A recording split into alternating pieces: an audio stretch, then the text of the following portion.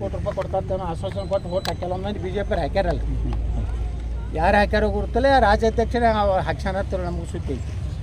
ಅವನೇ ಇಲ್ಕಂದ್ರೆ ನೀವು D K Shivakumar ಹೇಳ್ದಂಗೆ ಹಾಕಲಿಲ್ಲ ಅಂದ್ರೆ ನಾನು ಎಲ್ಲ ಹಗರಣಗಳು ತೆಗಿತಾನ.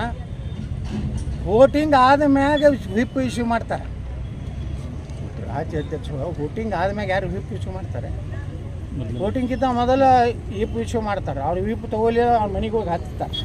ನೀವು ಅಧ್ಯಕ್ಷ ಅಲ್ಲಿ ಓಟ್ ಹಾಕಿ ಬರ್ತಾರೆ, ಅಲ್ಲಿಂದ ವಿಪ್ ಬರ್ತಾರೆ. ಅಂದ್ರೆ ಭಾರಿ ವ್ಯವಸ್ಥಿತವಾಗಿ ಡಿ ಕೆ ಶಿವಕುಮಾರ್ಗೆ ಸಹಾಯ ಮಾಡಲಿಕ್ಕೆ ಈ ರಾಜ್ಯಾಧ್ಯಕ್ಷ ಅತ್ಯಂತ ನಾಚಿಕೆಗೇಡಿ ಕೆಲಸ ಈ ರಾಜ್ಯದಲ್ಲಿ ಮಾಡ್ಯಾರ. ಮೊನ್ನೆ ಪತ್ರದ ಮೂಲಕ ನೀವು ರಾಷ್ಟ್ರೀಯ ಅಧ್ಯಕ್ಷರಿಗೆ ಒಂದು ರೀತಿ ಎಕ್ಸ್ಪ್ಲನೇಷನ್ ಕೊಟ್ಟಂಗಿತ್ತು ಸರ್. ಅದು ನಾ ಯಾಕೆ ಕೊಟ್ಟೆ ಅಂದ್ರೆ, ನೋಡ್ರಿ, ನಾ ಬರೀ ಮೂಕು ಹೋಗಿ ಅಲ್ಲಿ ನಾನು ಏನಾರೇ ಓಟ್ ಹಾಕಿದ್ರೆ ಈ ನನ್ನ ಮಕ್ಕಳು ಅದಾರಲ್ಲ, ಅವನು ಫೇಕ್ ಅಕೌಂಟ್ ಅದಲ್ಲ ಸಾಮಾಜಿಕ ಜಾಲದ, ಆದರೂ ಹಾಕಿದ್ರು ಅವರು. ಯತ್ನಾಳರು ಕಾಂಗ್ರೆಸ್ಗೆ ಹಾಕಿದ್ದಾರೆ ಅನ್ನೋ ಸಂದೇಹವಿದೆ.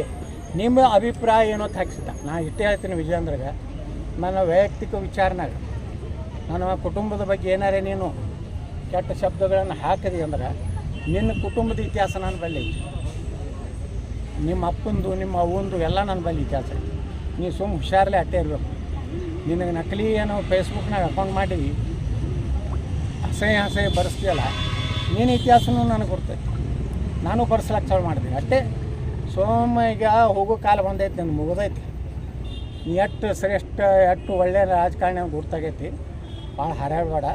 ನೀ ಏನಾರೇ ವೈಯಕ್ತಿಕ ನಾನು ವಿಷಯ ಹಾಕಿದಿ ನಿನ್ನ ಚೇಲಾಗಳ ಕಡೆಯಿಂದ ಅಂದ್ರೆ ಅದಕ್ಕಿಂತ ಕೆಟ್ಟ ವಿಷಯಗಳನ್ನ ನಾನು ಹೇಳ್ತೀನಿ.